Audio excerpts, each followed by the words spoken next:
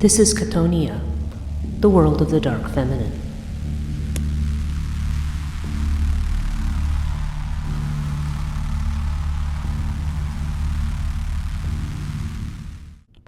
Hello, this is Breege Burke. Before we get into this week's podcast, I would like to thank my patrons personally.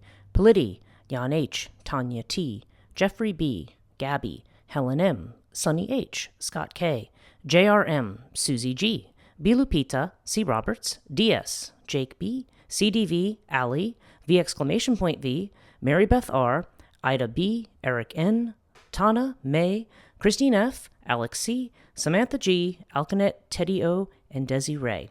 I really appreciate those of you who have joined recently and who have stuck with me over these years. If you are not a patron and would like to support my work or join as a free member, visit patreon.com/Chthonia. Now on to the podcast. Hello and welcome to Chthonia, the podcast dealing with the dark feminine.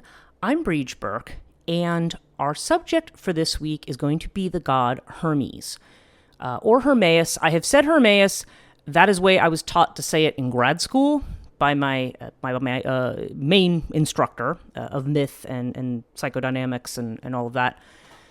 But Hermes, but more recently I have heard from Greek-speaking people that no, it is really pronounced something close to Hermes anyway, that really is the way that the Greeks pronounce it. So we're going to go back to Hermes. And Hermes is often known as the equivalent of the Roman god Mercury. Hermes has some other equivalents too in other cultures or other deities that are said to be very similar. But Hermes is a very complex deity and does actually have a lot to do with... he's a liminal deity, so there is definitely a connection there to the dark feminine, certainly to the Chthonic, as he is a psychopomp. He is a messenger of the gods, and he travels between the heavens, and he travels between that and the underworld. And of course, he also does bring Hermes does also bring messages to mortals, to certain individuals. He will lead souls to the underworld. And of course, he is one of the 12 Olympians, so he does in fact reside on Mount Olympus. Now, in this podcast, there's a ton that we could say about Hermes. Certainly, a lot of esoteric practitioners refer to Hermes as being very closely connected to the god Thoth in the Egyptian mythology. So he ends up having this kind of esoteric function, I suppose, and certainly he's connected with alchemy. The element of Mercury, or really not, I shouldn't say the element, the substance that is called Mercury, or Quicksilver, is the other name of it, is basically a little substance. I don't know if they still put it in thermometers or not, but you would have a mercury thermometer. It's basically, back in the old days in science class, it was like something that was both a solid and a liquid at the same time, and it was a silverish stuff, and people would take the balls of mercury and kind of roll them around, but of course, there's such a thing as mercury poisoning, so people have learned, you actually should not do that. But I remember as a kid, that was a thing. Like in science class, you were playing these little balls of mercury, and they definitely would not do that now. In any case, mercury is definitely a substance connected with alchemy, simply because it is one of those substances that has to do with that is both a solid and liquid at the same time. So you get the idea. It's kind of got this transformative or alchemical property. It's both things at the same time. Alchemy, from a psychological standpoint, has a lot to do with psychological integration of opposites. So we have that aspect of the idea of Mercury. Now, as a god, is rather complex. He has many different characteristics, and we're going to go through some of those, and we're going to go through a couple of, he's basically his main myth, which is the one that is written in the Homeric Hymn to Hermes, and that is about his birth and his encounter with the god Apollo.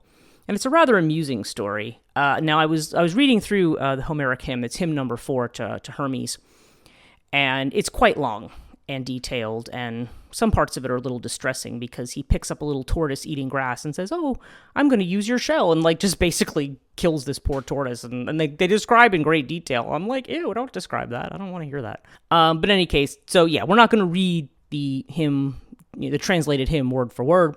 We're just going to go over some of the highlights. And some of these characteristics of Hermes that he's basically show him as kind of a Chtonic kind of a deity, but also where he has this kind of feminine connection. We're also going to talk about the archetype of Hermes, which is that of the Puer archetype. Puer being the Latin word for boy. And he is usually juxtaposed against the archetype of the Senex, which is the old man or the wise old man, which is often associated with either Saturn or Kronos. So it's almost like you have this Mercury-Saturn tension, opposition, two sides of a spectrum, however you want to think about that. You have this, Jung used to actually refer to what is now called bipolar disorder, which used to be called manic depression, that the mania side had to do with Puer and that the depressive side had to do with the Senex. So you will see this mentioned in certain places in Jungian archetypal theory. But in any case, you definitely can get the sense of Mercury as having to do with something that is quick, has to do with speed, has to do with communication, with messages. And as we're also going to see, the word Mercury actually comes from the Latin word merx, which means merchandise. Like that's also the root word of merchandise, goods, commerce.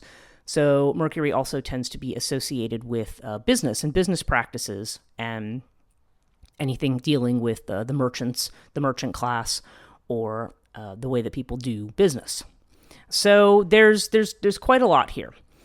So I'm going to actually start first by reading through, on Wikipedia, I'm just going to read through the first paragraph here, and then we're going to actually talk about the Homeric Hymn. So, okay, it says, Hermes is a Olympian deity in ancient Greek religion and mythology, considered the herald of the gods. He is widely considered the protector of human heralds, travelers, thieves, merchants, and orators. He is able to move quickly and freely between the worlds of the mortal and the divine, aided by his winged sandals. Hermes plays the role of the psychopomp or soul guide, a conductor of souls in the afterlife. In myth, Hermes functions as the emissary and messenger of the gods, and is often presented as the son of Zeus and Maia, who is one of the Pleiades. He is regarded as the divine trickster about which the Homeric Hymn to Hermes offers the most well-known account. That's what we're going to talk about. Hermes' attributes and symbols include the Herma, which we'll talk about what that is. It's a type of boundary marker. The rooster, the tortoise, the satchel or the pouch, the talaria, which are the winged sandals, the winged helmet, or a simple patassos, which is basically a broad-brimmed hat that you might see, or petasus, as well as the palm tree, the goat, the number 4, several kinds of fish, and incense. It's quite a lot of associations, isn't there? However, his main symbol is the caduceus, a winged staff intertwined with 2 snakes, copulating and carvings of the other gods. And we're very familiar with this symbol. It's quite similar to the symbol of Asclepius, who is the god associated with medicine. And so there is this kind of healing aspect too that sometimes becomes, kind of gets associated with Hermes, but I think strictly speaking, the 2 staves are considered to be separate things. The caduceus is something that we often see associated with commercial enterprises and so forth. And so, so you will see all of these things that are associated with him. And they said in Roman mythology and religion, many of Hermes' characteristics belong to Mercury. And as I mentioned, it's derived from the word merx. So Hermes, they're talking about how this originally was a name that we saw in the Linear B script. And actually, this must be where my teacher got it from. The other form of the name Hermes are Hermaeus. Hermaion, Herman, Hermeos, and Hermaios. Okay, which is interesting there. Most scholars derive Hermes from the Greek herma, which means stone heap, and it's a heap of stones. Now, the herma is actually a very specific type of monument. It basically looks like a flat stone, and it was used to mark the boundary of property. And it often showed the head of a man on the top, usually a bearded man. The head was on the top of the actual stone. It was carved on the top, and then at the bottom was carved a phallus with testicles. Okay, so it's kind of weird. I don't know why that the moment I'm thinking, it reminds me of the idea that animals, that walk around and like piss on things to like mark their territory. I mean, I don't know. I'm not sure that was the association, but that was kind of the first thing that jumped in my mind there. But nonetheless, you do find these property markers that are called herma.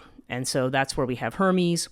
But okay, so now I understand where Hermes comes from, this is actually just another form of the name. So I guess both things are right? Okay, so they said the etymology is unknown, but probably not Proto-Indo-European. Okay, suggests a pre-Greek origin. And yeah, this may have been something, certainly it is one of the names that we see in the original Linear B script, which suggests that it's very, very old. Okay, they're talking about this Mesopotamian snake god, Ningishzida, who served as a mediator between the humans and divine, and was, again, seen as a snake deity, and was depicted in art as Caduceus. So there's some suggestion that perhaps may be the origin for Hermes as a deity. And it said they may be based on the archetype of the Egyptian Thoth. Now again, the origins we don't actually know. We do know, however, that there are some similarities between these deities and Hermes. So let's go over and talk about his origin story according to Homer, or whoever wrote the Homeric hymns. And this is a very interesting story about, Hermes is the child of Zeus and Maia. Now, Maia, as we mentioned, is one of the Pleiades. I think it's interesting that her name is Maia, and I was talking about it this morning. Currently, I'm recording this during the period of time known as Mercury retrograde. People who follow astrology, or even those who don't, sometimes those who just work in technology and so forth, are very familiar with the term, because it has to do with the way in which communications can be disrupted, travel can be disrupted, because the planet Mercury, and by the way, I think it's so named because it moves at the fastest speed across the sky. Mercury has the shortest of days compared to the other planets that go around the sun. And so the quick movement of Mercury through the sky is probably why that particular planet took on the name of this deity. Okay, so you have this idea of this kind of quick-moving deity when it moves backwards, or when it appears to move backwards. Okay, the planets and stars don't really move backwards; they just appear to do that. When Mercury's in retrograde motion, because this is a planet very close to the sun, supposedly it disrupts everything. Okay, and it was on the topic of Mercury retrograde that I was talking about the very story I'm about to tell you. And I thought about the fact that Maia, who is the nymph mother of Hermes, that her name is very similar. And okay, now again, for anybody who's a linguist or deals in etymology yells at me, I'm not suggesting that these two names have the same origin, but I do think it's interesting that the Hindu term Maya, okay, which basically means illusion. It has to do with the illusion of reality, the illusion of separateness, particularly. That his mother has that as her name. Now, again, whether or not there's the connection there etymologically, some linguists have actually tried to draw connections between, in this Indo-European script, and what a lot of the words that came out later, or a lot of the names. Certainly, we see that in Persia and places like that, where there's a similarity between the Sanskrit names and their names, but they're not suggesting that there's such an origin here. Nonetheless, I still think it's interesting that there's a Hindu goddess called Maya who's about illusion, and there's a nymph called Maya who's one of the Pleiades who hides out in a cave and nobody ever sees her. And she has a son who is a trickster, who is, to some degree, he's also associated with magicians and illusionists and things like that. So kind of interesting there, even though there's not academically a connection between those names. Okay, so let's get on with the story of Hermes, about his birth. Zeus makes love to Maya. He comes to her cave at night, while, as they say in the hymn, when Hera is fast asleep.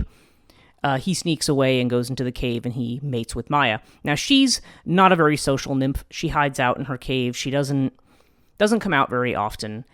And so it's hidden away. She's actually one of the few extramarital partners of Zeus that Hera does not go after or does not attack. And it could be because of her hidden status.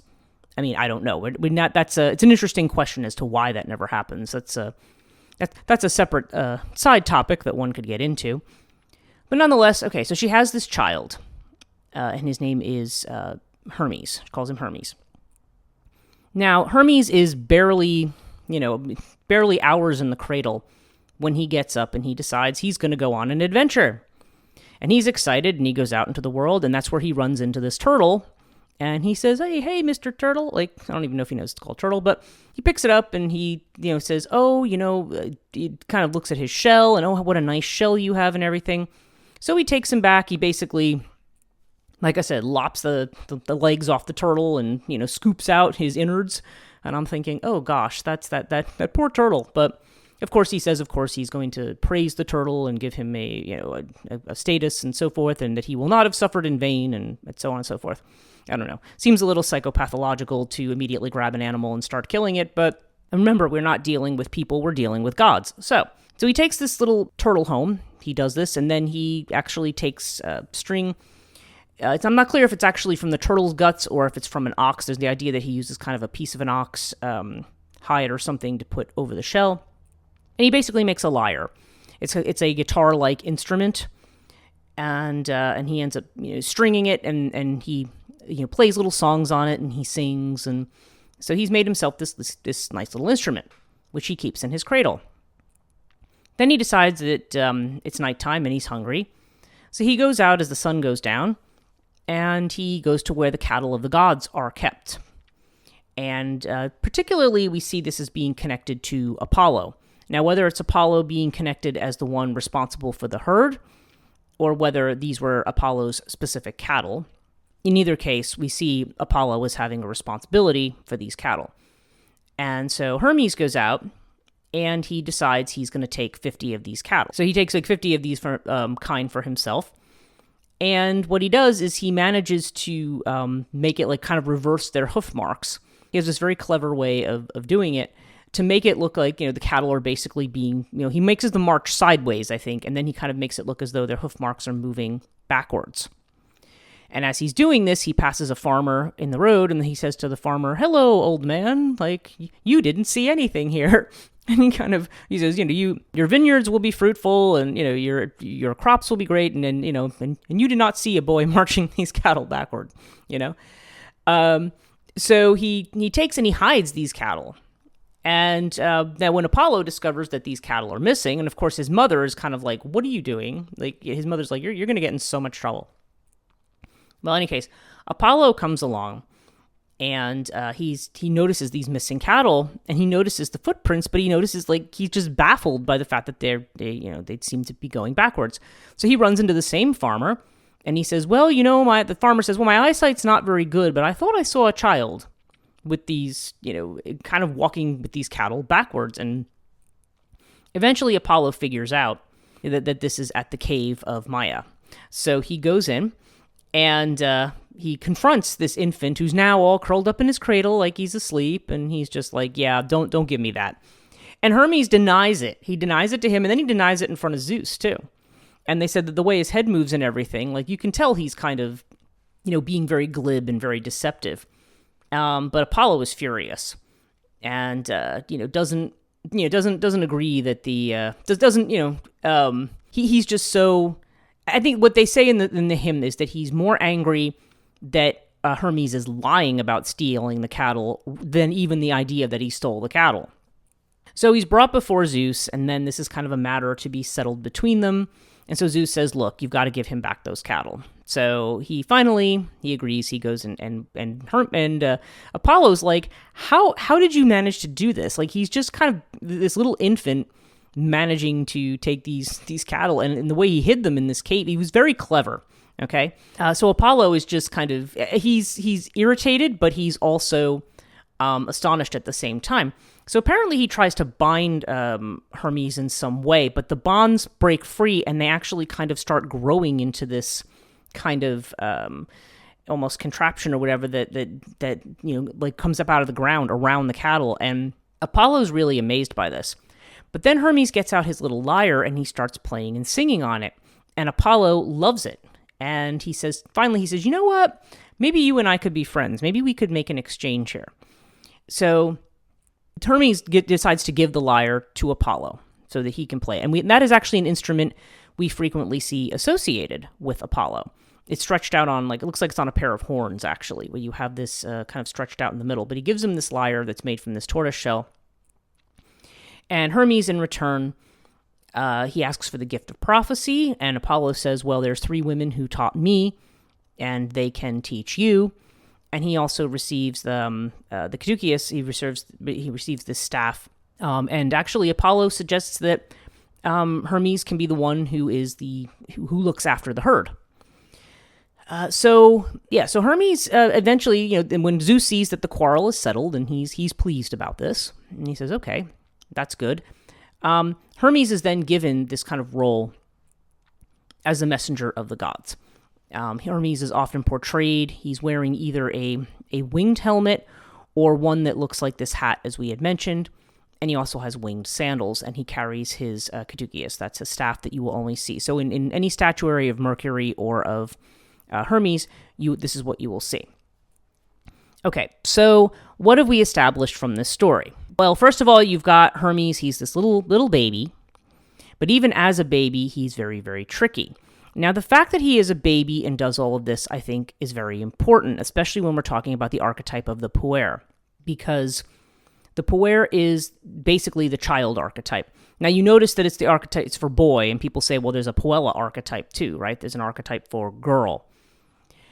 But because we're specifically talking about Hermes here as the kind of symbol or model for this archetype, and Hermes has a little bit of, because he's such a liminal figure, I mean, obviously he's a male deity, but he does have certain feminine qualities, and certainly the deity, or the mythical figure known as Hermaphroditos, is supposed to be the child of Hermes and Aphrodite.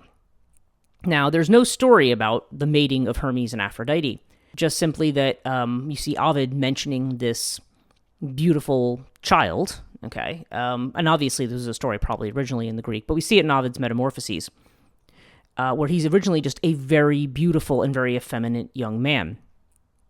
And that is one thing that you will see about boys, is that they tend to have a look that is, because they're not in full manhood with full beards and chest hair and all this stuff, they have almost a feminine quality to them. So there tends to be almost a effeminate or dual-sexed aspect to boys. It's why when you see like teen idols and stuff, a lot of these boys that women gravitate to, they have kind of something about their appearance that is effeminate. And I don't mean that, I mean, it's funny how when you say that actually sounds like, you're calling somebody girly or something like that. You know what I mean? Like people sometimes try to use that as an insult.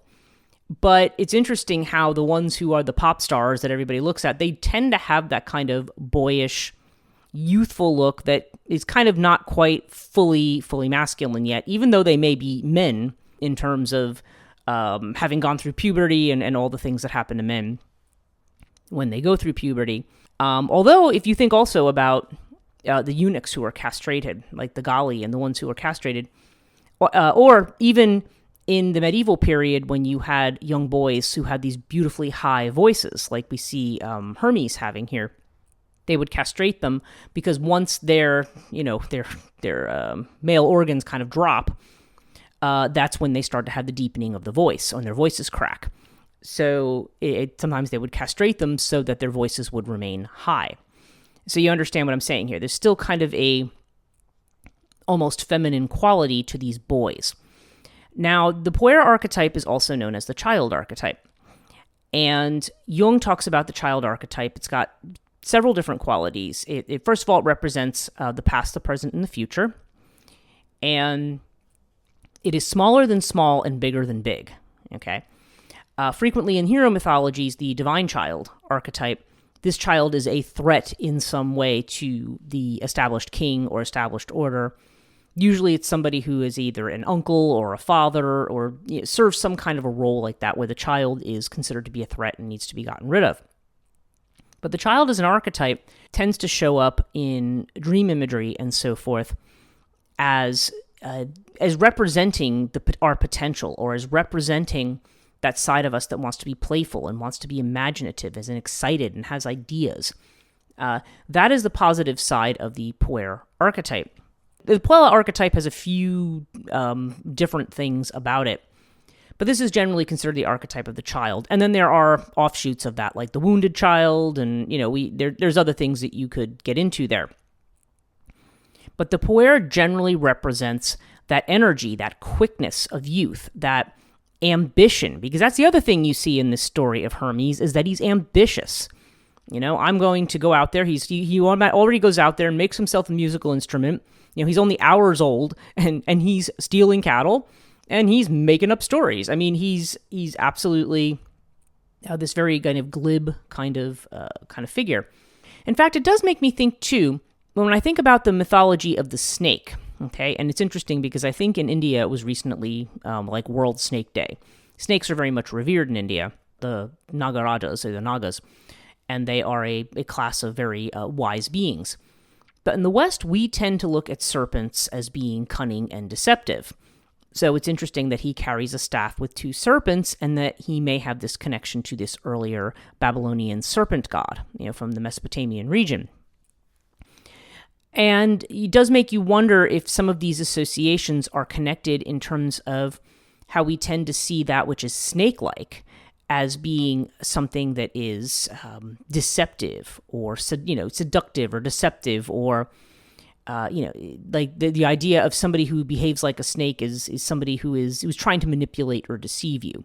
And we often think of that in connection with the Garden of Eden story and the serpent, when, that particular interpretation of that myth. Oh, the serpent came in and deceived, Eve and made her take this fruit, and then all these bad things happen. But even like with that story, I feel like that particular symbolism around this idea of of somebody who is very, very cunning, it's the cunning deities that also, they remind us of a number of things. And a lot of this is connected to the archetype of the child, which is what I find very interesting about Hermes in his story.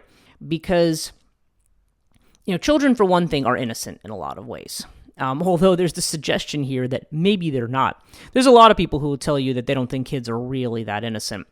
But, a kid will learn. If they learn that a certain type of behavior will get them something, even if it's a kind of behavior that's disobedient, they'll engage in it, or they'll play their parents for guilt, or they'll do certain things. There is kind of a childlike quality to that. And it's also very imaginative, because they think about doing things like, okay, if we think about Hermes marching these cattle backwards, I mean, that's really a kind of a clever thing to do. But it has all the elements also of a trickster archetype. And Hermes tends to have that kind of a vibe as well, partially because of his glibness and how he can spin yarns and make up stories. And, and again, the way in which he automatically has already presented himself as a child trickster. But he is, and again, his role is not always to be deceptive, but he can use that kind of a thing to his advantage. You know what I mean? He has an ability with words, and he's definitely very quick. So this is why he tends to be associated with speech and messages, and also with the this travel, this movement back and forth. And it's interesting that he is the one who comes to guide souls to the underworld and to lead them there, to lead them from the end of their earthly life to their next place where they're meant to go. Although I understand that is a bit of a later development of Hermes, that he might not have originally been a psychopomp, but it fits in entirely with his nature. Now, I was talking about the child archetype as past, present, and future. And what do I mean by that? Well, when we talk about the child as dealing with the past, this is about you as a child. So you as, let's say, as an adult person, has a dream about children or about being a child. This could be something that goes back to your own childhood, expressing something, maybe there's something in your past that is being highlighted in the present. Oftentimes, the child has to do with possibilities.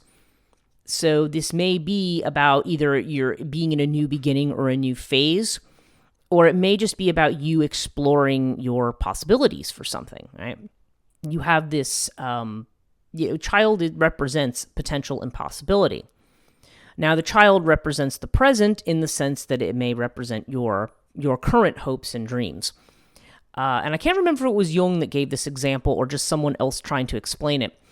But if you have somebody who, say, is your certified public accountant, somebody who is the stereotype of the person who lives a very routine life, may live by themselves. Maybe they might be married, they might have kids, but they just tend to be the same, staid, boring. I go to work, I deal with numbers, and yeah, I know there's going to be people out there, accountants, going, my job's not boring, it's fine. And yeah, I'm sure like a tax season, it's not boring, but it's just, this whole idea of somebody who just, lives in this world of just numbers and facts and isn't like, you don't tend to think of the accountant as being the personality type that's going to go out and, I don't know, run dance naked in a field. They're just, they could. I'm not saying they couldn't.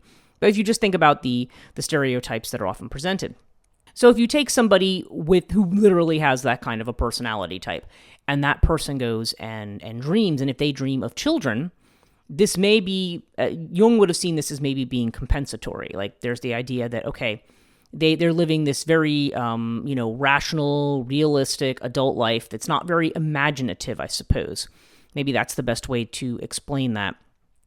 Not necessarily imaginative in a lot of ways, dealing very strictly in this world of business and commerce, right? But that the appearance of the child is that side of them that is not being expressed, but appearing in dreams, okay?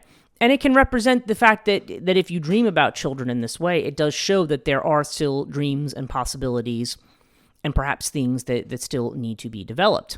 And as far as the future, yeah, this has to do with your hope, with your possibility, right? Where are you going? Where can you, quote unquote, be a child again and start over and start anew? And this is why this is often associated with Puer energy, is associated with this very positive, ambitious upswing of archetypal energy. Now, it's worth noting, and I talked about the Puer-Senex axis, where there's the Puer who's the young boy, and then there's the Senex who's the old man, right? Typically the wise old man, but the Senex tends to have more of an association with Saturn as Chronos, as this idea of time. We think of this father time almost image when we think of the Senex, the old man, or the hermit card in the tarot, right? There's this idea of the old person who has been experienced and seen many things, and now, has suffered in life, maybe as well as also had great experiences, but they now are a kind of on this, where they're alone, marching towards death, there's all of the things that come with the later life experience. Whereas what Hermes tends to represent tends to be this kind of youthful energy that is spontaneous and ambitious and willing to take risks. Now, the original definition, well, maybe it's not the absolute original. I'm not actually sure what the original definition is, but certainly it has been said in Jungian psychology that the idea of someone who is manic depressive. Now they refer to that as bipolar disorder. They don't call it manic depression anymore. But what manic depression is characterized by is this very extreme flip between what they call mania, which is where the person is just, I've seen people in mania. They are just, they can talk at 100 miles an hour, and they're very, very animated, and they can do everything, and they think, they're sent by God, and, they just, it's almost like this type of energy on steroids. It's very, very fast. I remember reading the account of a psychoanalyst who experienced manic depression, and she had written a book about it, and I'm trying to remember who it is now. I can't quite remember her name. It was something I read in grad school, which was eons ago at this point. But I remember her saying that at one time she just decided she needed to go out, and she spent $20,000 in one day. And it was like her brother had to go take a loan and pay her debts off. But the flip side of that is that the depressive side could be extremely depressive to an extreme, to the point of being morbid. So that's where the danger is. And yeah, when someone's in mania, it's just kind of like it's almost a well, I'm sure it can be a frightening thing for them as well, but they're just kind of in this space where they're just completely going and going and going and going and going, and they can't stop themselves, and they can't find the equilibrium there. So that's where the Puer archetype can become problematic. It's like anything. It's kind of like when we take a risk too far, as we see with younger people who do things, and you're thinking like, oh my gosh, that's dangerous, that's deadly. and someone goes, I don't care, I'm going to live forever, I'm going to jump off a building and fly. And by the way, I'm not advocating anybody do that, but you know what I mean? It's that kind of energy that doesn't know its limits, okay? The idea is that, we are free, but really for freedom to be effective, you have to have some kind of a boundary. And that's the idea of having both of those kinds of things in balance.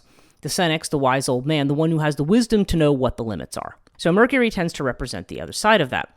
Now Mercury, or Hermes, gets really gets involved in some other things as well, and some other ideas. And it says, his cult was established in Greece and remote regions, making him originally probably a god of nature, farmers, and shepherds. It's possible that he might have had shamanic attributes linked to divination, reconciliation, magic, sacrifices, and initiations, potentially. Because again, he is one of the ones who makes, supposedly Hermes is, at least one version of the story is that he sets the standard for sacrifice to the gods, which would give him kind of that initiatory way of doing that. And it says, the aspect of him as a boundary marker. It said, according to a theory that has received considerable scholarly acceptance, Hermes originated as a form of the god Pan, who is identified as a reflex of the Proto-Indo-European pastoral god, I think it's Pehusan, in this aspect as the god of boundary markers. And the root shows up as pastor or shepherd or pastoral. So there could be this connection, too, with Hermes as a natural force. Okay, in this force of, and it's interesting because now you can almost look at Nietzsche and Nietzsche's ideas about Dionysus, right? This idea of this kind of unbridled natural force as opposed to the intellectual force and civilizing force represented by Apollo. When he talks about the kind of juxtaposition between the two of them and the kind of roles, but that he tends to look at the Dionysian role as being more spontaneous, ecstatic, natural. And Hermes does seem to be connected to that in some measure. Now, it says, in classical and Hellenistic Greece, Hermes was usually depicted as a young athletic man lacking a beard. There are some versions of Hermes that are shown with a beard, and again, those are the ones that tend to be on the Herma or the boundary markers. And it says that, so they've got his different symbols and so forth. As again, we mentioned about the Chthonia, we've talked a little bit about that. And it was mainly associated with Hermes, even though you see other gods associated with it. It was said to have the power to make people fall asleep or wake up, and make peace between litigants, and as a visible sign of authority as well.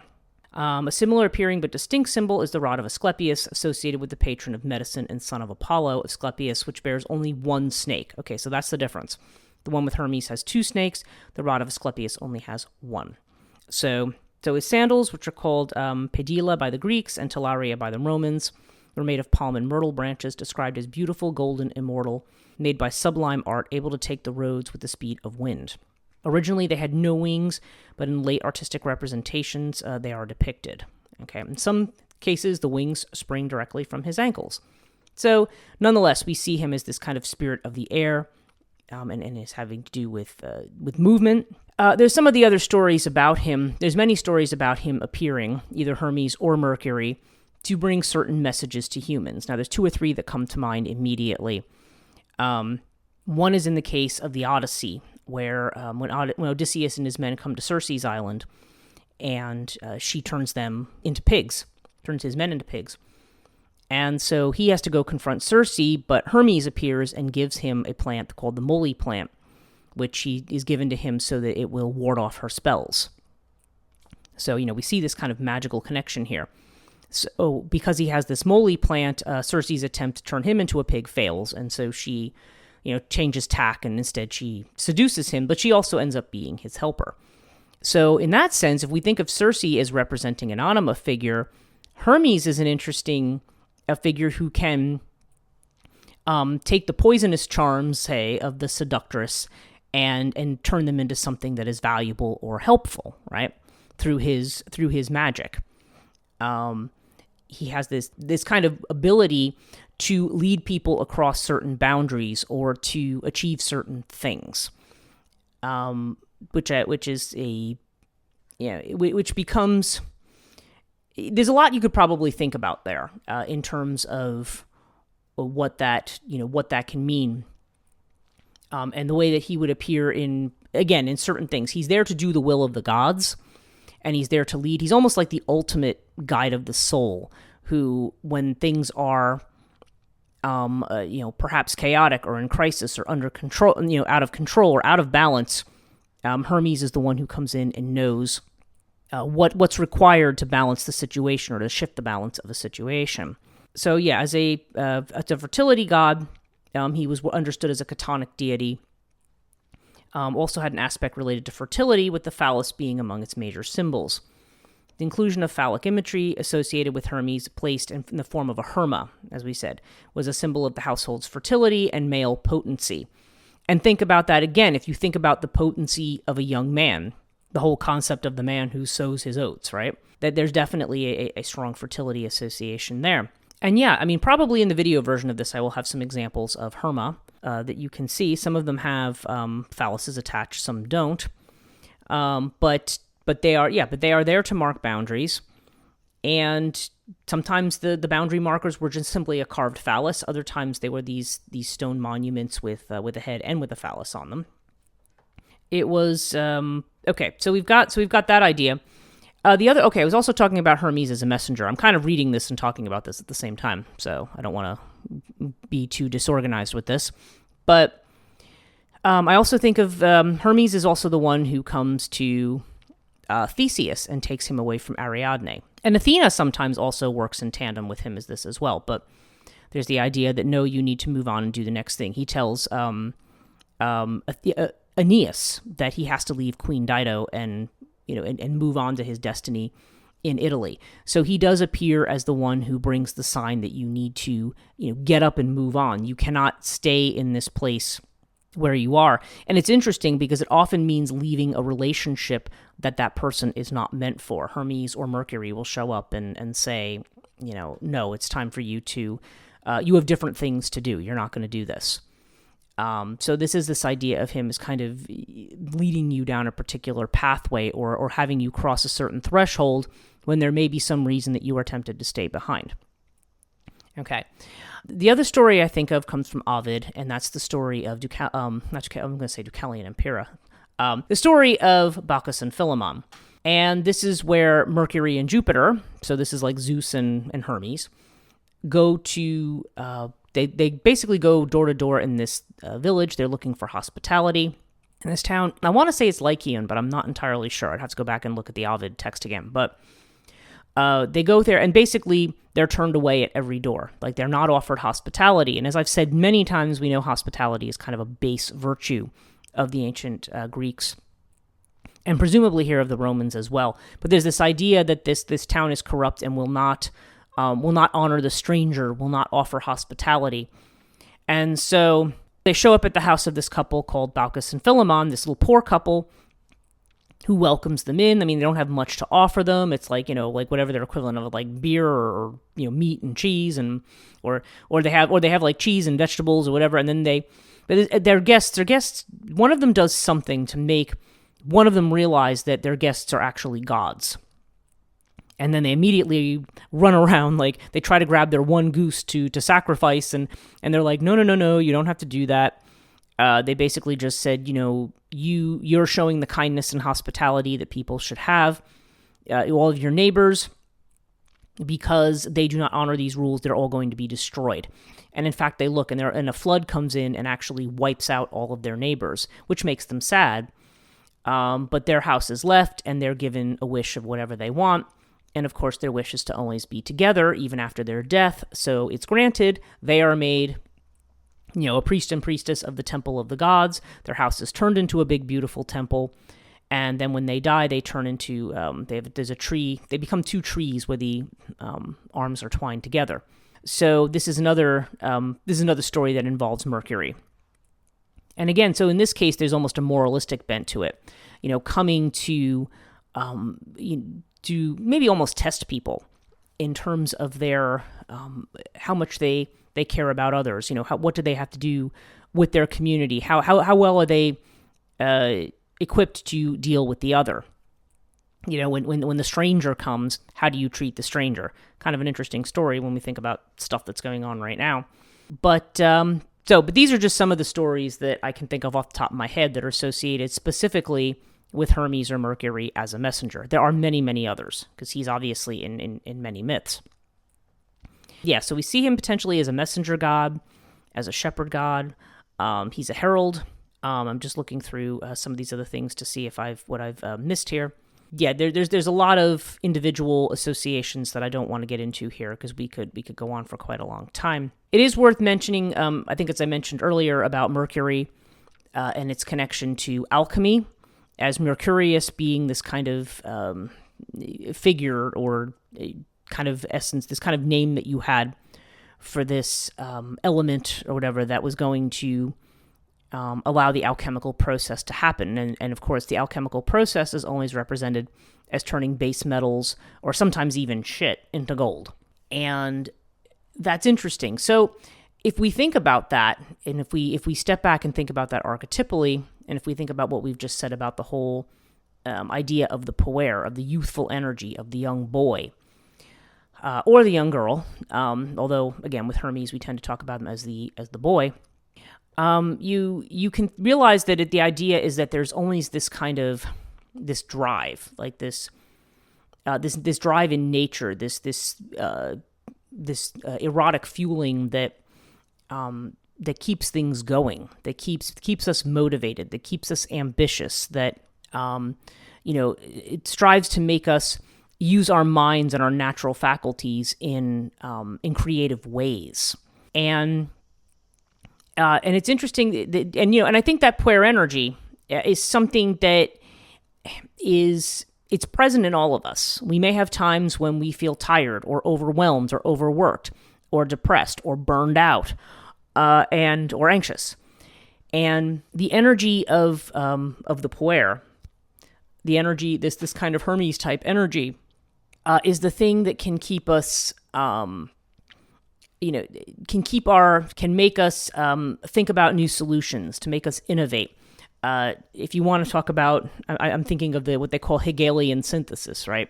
And what that is Hegel, who's one of the philosophers, talked about the idea of there's a thesis, an antithesis. So in other words, you have two opposing ideas, that are opposed to each other, and that one comes up with a synthesis, a way to bring both of these ideas together and then to make them into one thing. In fact, I swear that I saw something in here about, speaking of synthesis, the idea that Hermes might have been, there may have been an aspect of him that became, that was changed actually in the syncretism, another word having to do with synthesis. Yeah, there is one other story of Hermes that I think I want to mention here, and that is the he has a purse or a bag in his hands, and he wears a robe or a cloak, which has the power to confer invisibility. Okay, that's another thing. His weapon, like a harpe, a type of sword or sickle-like weapon, and it killed Argus, who was a many-eyed giant. He served the goddess Hera as a watchman. His most famous task was guarding a priest of Hera, who Zeus had transformed, a priestess. He was guarding Io, right? Who was a priestess of Hera, who Zeus transformed into Heifer. Argus's constant watch, with some of his eyes always open, made him a formidable guardian. He eventually was slain by Hermes on Zeus's orders in a prominent episode of the myth surrounding him, and his eyes were then incorporated in the peacock's tail in his honor. Okay, because you will sometimes see Hermes referred to as the Argus Slayer.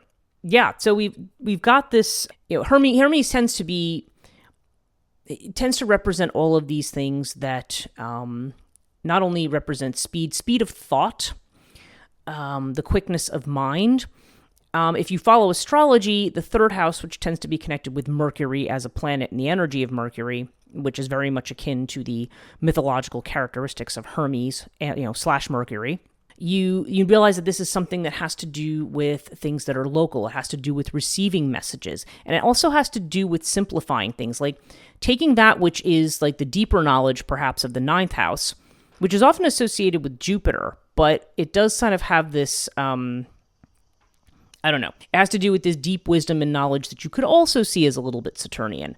But the ninth house has to do with expanding our horizons, not the end of life kind of stuff. So it's almost like taking that deeper knowledge and making it into a form that can be understood. Like there's making something accessible to regular people. And so I think Hermes as an archetype plays this very interesting role in understanding wisdom and knowledge, right? There's this Hermes Trismegistus, which is kind of a figure associated with the Emerald Tablets. Again, this is kind of an esoteric document that some people believe in, some people think it's fake, but it does tend to connect Hermes with the idea of the Egyptian god Thoth, who is the scribe of the gods. So there's a lot here about words and movement and communication. They also have said that Hermes has also been connected to the god Odin. Let me see if I can find this in here. Yeah, there's so much here. Like I'm looking through the list of associations with Hermes, and we could be here all day. There's tons and tons of them. Actually, what was it? And the goddess Aphrodite was wooed by Hermes. After she rejected him, he sought the help of Zeus to seduce her. Zeus, out of pity, sent the eagle to take away Aphrodite's sandal when she was bathing and gave it to Hermes. When she came looking for it, he seduced her. They had a child, a hermaphroditus. So that's interesting. Okay, how he manages to do that. And I also think of Hermaphroditus as representing this absolutely embodiment of this absolutely beautiful youth that Seleucus it falls madly in love with. There is something I've read that's actually connected him to Odin as well in function, which is actually a little surprising to me because I wouldn't think that.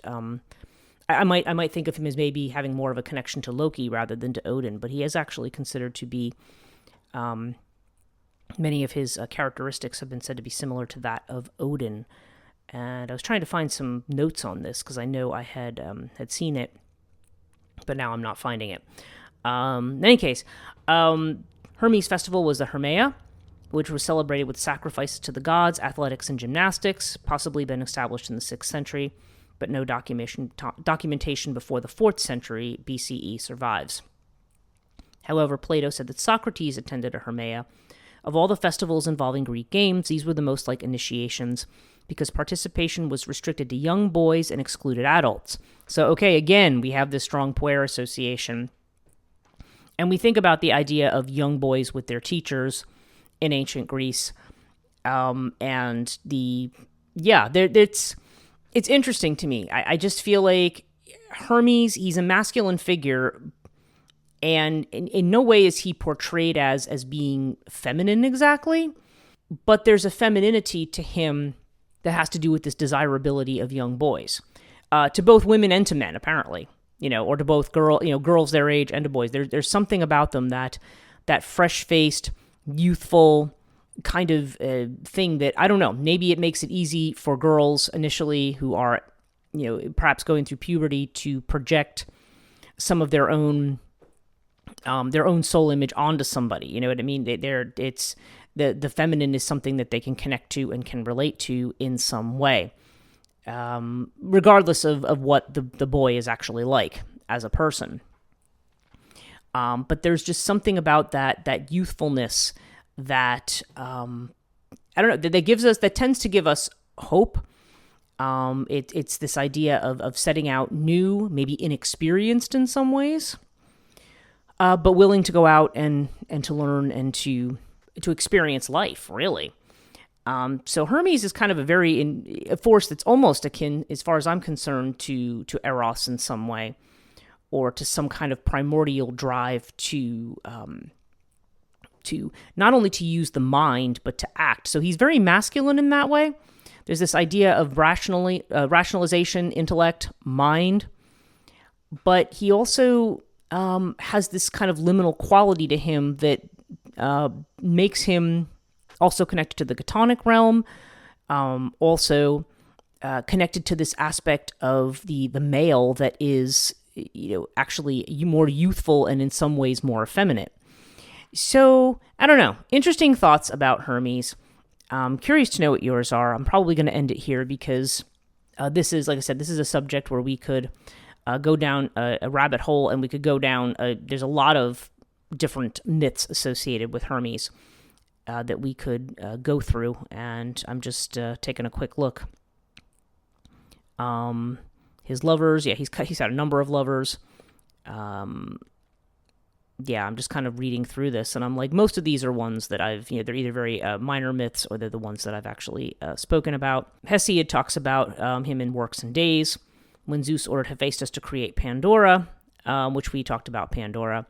Hermes' gifts were crafty words and a dubious character, right? So, yeah, all of this I think just supports, what our kind of central thesis is about him as this particular kind of archetype, and about him as this having this strong energy of fast thinking, fast communication. But we also know that the problem with that can be that we can overthink.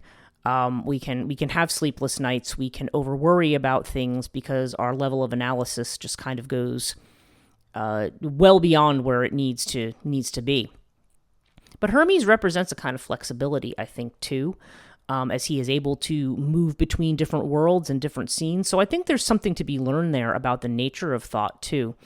Is that a lot of times thoughts become this kind of structure that we use to control things. Right? Things have to be a certain way. We make a plan, and we have to ambitiously follow that plan as we see it. But we're not always that flexible on our feet and not able to, to shift gears when we need to. And so I think that's the aspect of Hermes that it might be worth considering when we think about intellect and the role of intellect in the world. I mean, you can think about the person who's the salesman, who's very glib and can, oh, you don't want this? Yeah, right. Let's change tactics and make it about this instead. And, we often, and many of us can see that as a very dishonest kind of a way of being. Certainly that was Apollo's view. And I do think it's interesting that the god of civilization and light, Apollo, was...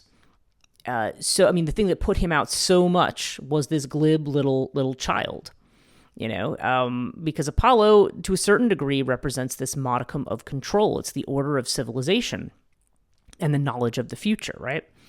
And so now you have this little child that kinds of challenges, and really Apollo's exchange of gifts with Hermes is something I think that may sum up that idea of, yes, we think we are very clever with our intellect, but there's an idea of maybe not taking things so seriously, because obviously the whole idea of this child walking cattle backwards and stealing it and then going, I didn't do anything, there's something really hilarious about it. So and Apollo eventually does well when he chooses not to take it seriously, and to just say, okay, you know what, let's exchange gifts and make friends, make friends. So it's, make friends with Hermes, make friends. It's good to be intellectual and thoughtful and excited and playful and childlike. And it's also good to be flexible mentally, especially, and not feeling like we need to necessarily have control over everything, because the way to move between those different spaces is to be flexible in thought. Anyway, thank you so much for joining me. I am still on Instagram as Chthonia Podcast, one word, and also on Facebook. It usually shows up as 2 words, Chthonia Podcast.